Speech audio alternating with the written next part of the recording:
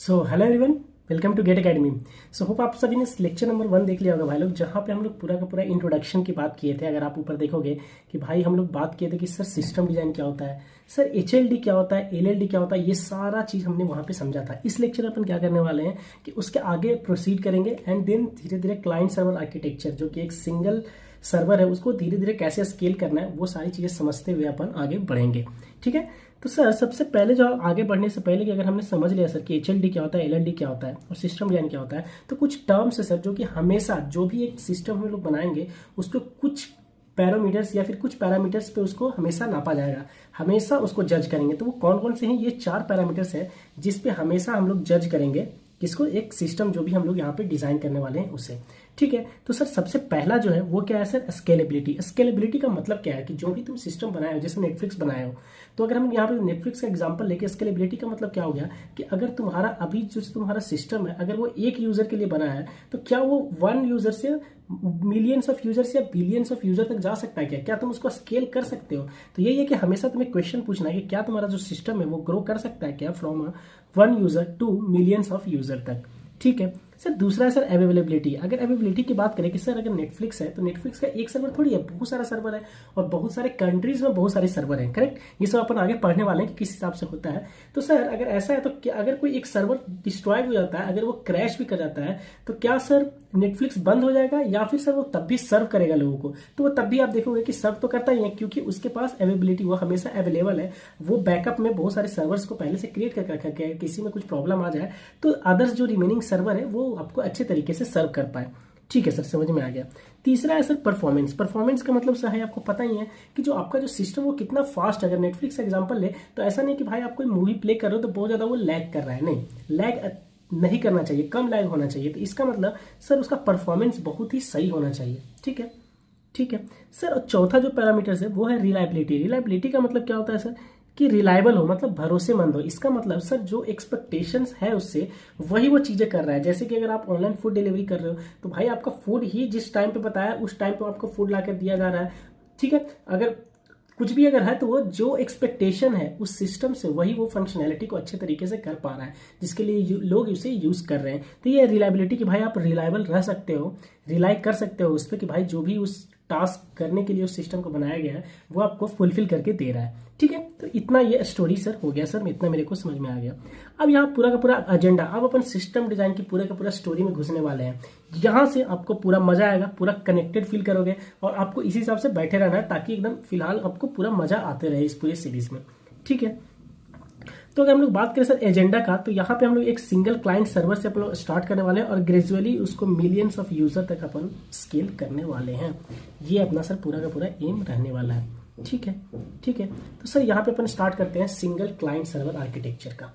तो अगर आप पहले हम लोग बात करें सर कि क्लाइंट क्या होता है, सर्वर क्या होता है, तो अगर आप एक एग्जाम्पल लो सर कि मैं रेस्टोरेंट में जाता हूँ खाना खाने के लिए, तो मैं उस रेस्टोरेंट के लिए क्या हूँ, क्लाइंट हूँ। जितने लोग वहाँ खाना खाने जाते हैं वो क्या है, एक तरीके से क्लाइंट है। क्लाइंट क्या करता है भैया, कुछ रिक्वेस्ट करता है। तो अगर आप क्लाइंट हो तो क्या रिक्वेस्ट करोगे रेस्टोरेंट में जाके, वहाँ खाना, करेक्ट, खाना को आप वहाँ पे रिक्वेस्ट करने वाले हो। ठीक है, खाना एग्जैक्टली बन कहाँ रहा है, किचन में बन रहा है। तो किचन एक तरीके से सर्वर हो गया। सर्वर मतलब जो सर्व करता है, जो भी क्लाइंट रिक्वेस्ट कर रहा है उस चीज को सर्व करता है। जैसे अगर आपने चपाती किया है या फिर नान किया है या फिर बटर चिकन किया है, तो वो बटर चिकन आपका कहाँ पे सर्व होने वाला है, एग्जैक्टली मिलेगा कहाँ, किचन में बनेगा वो। तो वो किचन से आपको वहां पे सर्व होने वाला है। ठीक है, तो सर किचन एक तरीके से सर्वर हो गया और जितने लोग जा रहे हैं रेस्टोरेंट में वो सभी एक तरीके से क्या हो गया सर, क्लाइंट हो गया। तो इसका मतलब जो वेटर होता है वो आपसे ऑर्डर लेता है और फिर क्या करता है भैया, आपके ऑर्डर को वापस वहां जाकर बताता है किचन में। किचन वो आपके स्टाफ वो लोग खाना बनाते हैं एंड देन फिर वो आपको वेटर है जो लाकर दे देता है। इसका मतलब वो किस तरह का है, एक तरीके से वो मीडियम है, एक चैनल है जो कि पूरा का पूरा communication between client and server को हेल्प करने में हेल्प कर रहा है, सॉरी वो हेल्प कर रहा है। ठीक है, तो उसी हिसाब से पूरा का पूरा एक सर एक सिस्टम में भी है। क्लाइंट क्या हो गया सर, सर्वर क्या हो गया। जैसे अगर आप नेटफ्लिक्स की बात करो तो नेटफ्लिक्स का हम लोग जितने भी यूजर्स हैं नेटफ्लिक्स के वो सब क्या है, उसके क्लाइंट है। सर्वर क्या हो गया भैया, एक तरीके से सिस्टम होता है जो कि जहां पे भी नेटफ्लिक्स का जो हेडक्वार्टर है या फिर बहुत बहुत कंट्रीज में जितने में सब में एक सर्वर सेटअप किया गया है। मतलब सर वहां पे नेटफ्लिक्स क्या सर्व करता है, नेटफ्लिक्स का काम है सर मूवीज वगैरह के लिए हम लोग वहां पे नेटफ्लिक्स पे जाते हैं तो उसके सारे मूवीज कहीं तो स्टोर होंगे ना, तो किसी सर्वर पे वो स्टोर है इसके सारे मूवीज। ठीक है, तो हम लोग क्लाइंट है जो कि हमेशा रिक्वेस्ट करते हैं मूवीज को, और नेटफ्लिक्स का सर्वर वो मूवीज लाकर हमें यहाँ पे प्रोवाइड करता है या हमें देता है वो। ठीक है सर, ये है स्टोरी यहाँ तक का। ठीक है, तो इसका मतलब सर क्लाइंट और सर्वर के बीच में रिक्वेस्ट और रिस्पांस चलता रहता है। और सर जो यहाँ पे वहां पे वेटर था, यहाँ पे क्या है सर, इंटरनेट हमें हेल्प करता है कि क्लाइंट का रिक्वेस्ट कहाँ सर्वर तक लेके जाता है और सर्वर से वापस जो भी हमें चाहिए था वो क्लाइंट तक वापस लेके आता है। तो सर ये पूरा का पूरा स्टोरी है। ठीक है, तो सर यहाँ पे जो क्लाइंट है वो क्या क्या होते हैं सर, अगर आप क्लाइंट की बात करें तो जितने भी एप्लीकेशन, मतलब कि अगर नेटफ्लिक्स एक सर्वर है उसके बाद बहुत सारे मूवीज है, तो वो मूवीज देखने के लिए ऐसा थोड़ी है कि सबके मोबाइल में उतना सारा मूवीज कर देगा। अगर आप नेटफ्लिक्स खोलते होगे तो वहां पे आपको सारा मूवीज दिखता होगा, तो ऐसा थोड़ी कि वहां पे मूवीज पहले से स्टोर है, नहीं तो समझो कितना, अगर नेटफ्लिक्स आप देखोगे तो 1 MB या 2 MB या मैक्स में कितना होगा उसका एप्लीकेशन, लेकिन उतना में कोई मूवीज थोड़ी आएगा। तो इसका मतलब सर वो सिर्फ एप्लीकेशन है, मतलब एक क्लाइंट एप्लीकेशन, वो क्लाइंट के लिए प्रोवाइड किया गया है एक एप्लीकेशन। और फिर सर क्या करेंगे सर, नेटफ्लिक्स का जो सर्वर है वहां पे एक्चुअल मूवी है, तो जैसे ही अगर आप कोई मूवी को देखते हो, जब उससे क्लिक करते हो तब वो रिक्वेस्ट जाता है सर्वर को और वहां से फिर वो मूवीज आता है एंड देन आप उसको देख पाते हो। आपके मोबाइल में वो सारा मूवीज रहता नहीं है, तो जो भी आप मोबाइल में देखते हो अपना एप्लीकेशन या फिर ब्राउजर IRCTC, मतलब जो भी आप ओपन करते हो स्विगी जोमेटो, तो वो एग्जैक्टली क्या होता है भैया, एक तरीके से आप क्लाइंट की तरह काम कर रहा है वो। तो इसका मतलब सर क्लाइंट जो होता है वो एक एंड्रॉयड एप्लीकेशन हो सकता है, iOS ऐप हो सकता है, और एनीथिंग जो कि पर्सन यूज करता है अपने हीज और डिवाइस में, मतलब लैपटॉप या फिर फोन में जो भी आप यूज करते हो वो हो गया। सर सर्वर क्या हो गया सर, सर्वर एक फिजिकल मशीन है जहां पे ये पूरा का पूरा जो कोड है आपका, जैसे नेटफ्लिक्स हो गया, नेटफ्लिक्स का एक सर्वर है जहां पे पूरा का पूरा जो स्टोर्ड है मूवीज वगैरह उसके डेटाबेस में, और कैसे देना है आपको रिस्पांस, वो सारी चीजें कहाँ है, सर्वर पे रहता है। ठीक है, तो सर्वर एक तरीके से फिजिकल कंप्यूटर की तरह बोल सकते हो या फिर वर्चुअल कंप्यूटर की तरह बोल सकते हो। एक मशीन है, एक कंप्यूटर है जहां पे पूरा का पूरा प्रोसेसिंग, क्योंकि कंप्यूटर है वो, तो वहां पे स्टोरेज भी रहेगा और प्रोसेसिंग भी होगा, तो अपन बाद में देखेंगे। अभी के लिए मानते हैं कि सर एक कंप्यूटर है जहां पे स्टोरेज भी होता है कंप्यूटर में और प्रोसेसिंग भी होता है। ठीक है, जो कि आपको सर्व करने में हेल्प करता है वो। ठीक है सर, तो हर एक जो सर्वर है वो यूनिकली कैसे आइडेंटिफाई होगा, जैसे नेटफ्लिक्स का सर्वर हुआ या फिर अमेजन का सर्वर हुआ, तो वो सब नेट कैसे आइडेंटिफाई होता है। अगर आपका भी लैपटॉप है आपके पास, जब आप नेट से कनेक्ट होते हो तो एक IP एड्रेस आपको असाइन हो जाता है, करेक्ट। एक सर्वर को हमेशा एक यूनिक नंबर जिसको IP एड्रेस बोलते हैं उससे आइडेंटिफाई करते हैं। जैसे हम लोगों का ह्यूमन का क्या होता है, नेम होता है, उसी हिसाब से हर एक सिस्टम का एक IP एड्रेस यहाँ पे मिल जाता है। ठीक है, तो IP एड्रेस को अपन क्या बोल सकते हैं, it's a logical address which is unique for each device, हर एक डिवाइस के लिए यूनिक रहता है। ठीक है, अब हम लोग पूरा का पूरा सर यहाँ पे कम्युनिकेशन देखने वाले हैं क्लाइंट और सर्वर, जो कि ये मेरा क्लाइंट हुआ सर और ये सर मेरा एक सर्वर हो गया। ठीक है, तो अब जैसे ही जैसे क्लाइंट है, अपन लोग ह्यूमन बींग है, ह्यूमन बींग किसके लिए अच्छा है, नाम के साथ अच्छा है, अपन लोग नाम अच्छे से याद रख पाते हैं, नंबर के साथ उतने बेटर नहीं है, क्योंकि अगर आपको कोई कल टेलीफोन नंबर बताएगा तो आप उतना ज्यादा याद नहीं रख पाओगे, मोबाइल नंबर उतना याद नहीं रख पाओगे, आपको लिखना पड़ता है। लेकिन अगर कोई नाम बताता है तो ज्यादा परसेंटेज है, ज्यादा चांसेस है कि आप उसको याद रख लो। इसीलिए अगर आप देखोगे तो हम लोग को हमेशा जो www.netflix.com, amazon.com ये सारी चीजें दिया जाता है, इसको अपन क्या करते हैं भैया, डोमेन नेम बोलते हैं। तो इसका मतलब सर ये हुआ कि सर ये जो मेरा डोमेन नेम है तो उसको रिजॉल्व करना होगा IP एड्रेस में, करेक्ट। तो सर क्योंकि हम लोग कम्युनिकेशन के लिए सर दो चीजें चाहिए होता है, एक IP एड्रेस और दूसरा पोर्ट। IP एड्रेस सर पता है सर यूनिकली आइडेंटिफाई करता हो सिस्टम को, तो जिस सर्वर से आप कनेक्ट करना चाहते हो, जिस मशीन से आप कनेक्ट करना चाहते हो, जैसे कि नेटफ्लिक्स का, तो सर उसका मेरे को IP एड्रेस पता होना चाहिए। लेकिन सर हम लोग हर किसी का IP एड्रेस तो याद रख नहीं सकते हैं, तो इसीलिए हम लोग नाम के साथ जाते हैं, जैसे netflix.com, www.netflix.com, ये सबको याद रह जाएगा, तो पता चलेगा कि भैया अच्छा नेटफ्लिक्स के पास मुझे जाना है। तो ठीक है, तो जैसे ही आप ब्राउजर पे या फिर एप्लीकेशन पे आप ऐप ओपन करते हो या फिर आप ब्राउजर पे जाकर लिखते हो www.netflix.com, तब क्या होता है भैया, तो आपको एक IP एड्रेस चाहिए होगा। तो एक बंदा है DNS नाम का, डोमेन नेम सर्वर, जो कि आपको पूरा का पूरा रिजॉल्व करके देता है। क्या, जब आप उसको डोमेन नेम, तो एक टेबल, एक मैप बना के रखता है वो की वैल्यू का, कि भाई इधर डोमेन नेम है और उसके करस्पॉन्डिंग उसका IP एड्रेस है।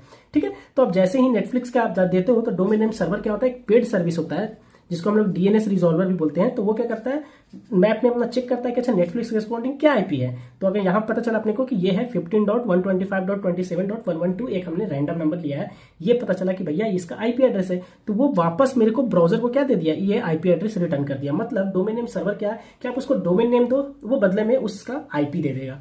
जैसे ही आपको आईपी मिल गया ब्राउजर को, जैसे ही दूसरे नंबर पे आप देखोगे कि पहले नंबर पे वो किए, दूसरे नंबर पे आपको आईपी मिल गया, जैसे ही ब्राउजर को आईपी मिल गया, अब तुम रेडी हो कनेक्शन बनाने के लिए। या तो हो सकता है टीसीपी कनेक्शन हो, यूडीपी कनेक्शन हो, बहुत सारे एमक्यूटीटी, बहुत सारे प्रोटोकॉल से कनेक्शन बनाने के लिए, जो कि अपन आगे देखने वाले हैं। बट यहाँ पे तुम्हें अगर कनेक्ट करना है किसी सर्वर से तो तुम्हें आईपी तो मिल गया भैया। तुम आईपी जैसे ही उस आईपी से कनेक्ट करने के लिए गए, ठीक है, किसी प्रोटोकॉल के थ्रू, जैसे टीसीपी ही मान लेते हैं, अपन आगे पढ़ने वाले हैं, तो आप गए तो यहाँ पे इसके वेब सर्वर तक आ गए यहाँ पे, ठीक है। तो ये सर्वर आपको आइडेंटिफाई हो गया। लेकिन वो जो सर्वर क्या है, एक तरीके से मशीन है, एक सिस्टम है, एक फिजिकल सिस्टम है। तो अगर वो फिजिकल सिस्टम है तो वहां पे एक चीज सिर्फ थोड़ी चल रहा है, वहां पे तो बहुत सारा नोटपैड भी ओपन रह सकता है, वहां पे क्रोम आपका भी ओपन है, नेटफ्लिक्स ओपन है, नोटपैड, बहुत सारी चीजें ओपन रह सकती है। तो मतलब वहां पे सर बहुत सारे सर्विसेज चल रहे हैं, बहुत सारे वहां पे ऐप चल रहे हैं। तो सर किस ऐप तक जाना है, तो आप उस सिस्टम तक तो आ गए उस आईपी से, लेकिन उस सिस्टम के अंदर भी सर बहुत सारी चीजें चल रही है ना।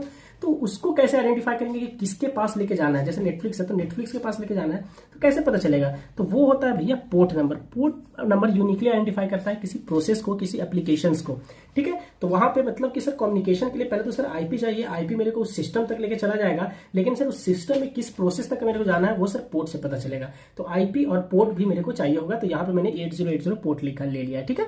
तो यहां से हम लोग कनेक्ट हो चुके हैं किससे, आईपी और पोर्ट के हेल्प से। अगर टीसीपी कनेक्शन बनाया है, अगर थोड़ी देर के लिए देखें, तो आईपी और पोर्ट के हेल्प से हम लोग वेब सर्वर से कनेक्ट हो चुके हैं।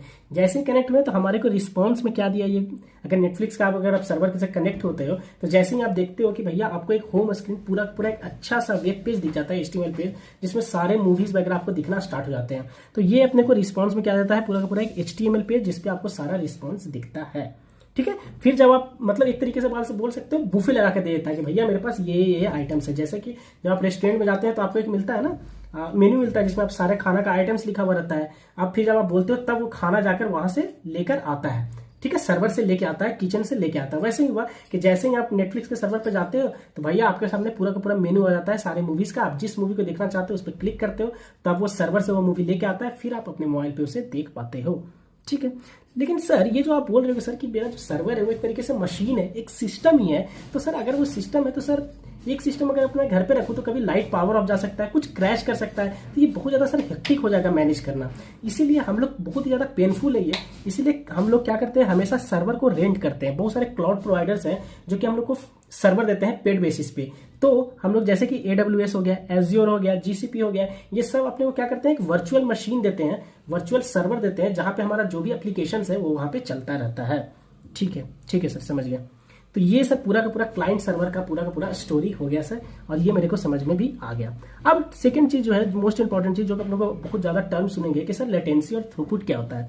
तो अगर आप लेटेंसी और थ्रूपुट की बात करें सर, तो लेटेंसी क्या हो गया भाई, कि अगर तुम किसी वेबसाइट को ओपन करते हो जैसे नेटफ्लिक्स को, तो हो सकता है कि www.netflix.com आप किए तो आपको जो वेब पेज है, जो पूरा का पूरा मेन्यू है, उसका लोड होने में अच्छा खासा टाइम लग गया। तो इसको आप क्या बोलोगे कि भैया इसका बहुत ज्यादा लेटेंसी है, बहुत ज्यादा लेटेंसी आ रहा है। आप सुनोगे कि बहुत लोग बोलते हैं कि सर बहुत ज्यादा यहाँ पे लेटेंसी आ रहा है। लेटेंसी का मतलब क्या होता है कि it is the time taken for a single request. आप कुछ रिक्वेस्ट किए, single request to travel from client, आपके मोबाइल से या फिर ब्राउजर से, टू सर्वर तक गया, और वापस वो सर्वर से क्लाइंट तक उसका रिस्पांस लेके आया। ये जो पूरा का पूरा टाइम है ना, इसी को सर लेटेंसी बोलते हैं। इसका मतलब सर अगर मैं www.netflix.com करूंगा तो सर पहले तो वो सर नेटफ्लिक्स के सर्वर तक जाएगा कि भाई मुझे कनेक्ट करने के लिए वहां तक जाएगा। उसके बाद अगर वो कनेक्ट हो जाएगा तो वहां से मेनू या फिर वेब पेज वापस लेके आएगा मेरे तक, क्लाइंट एप्लीकेशन तक।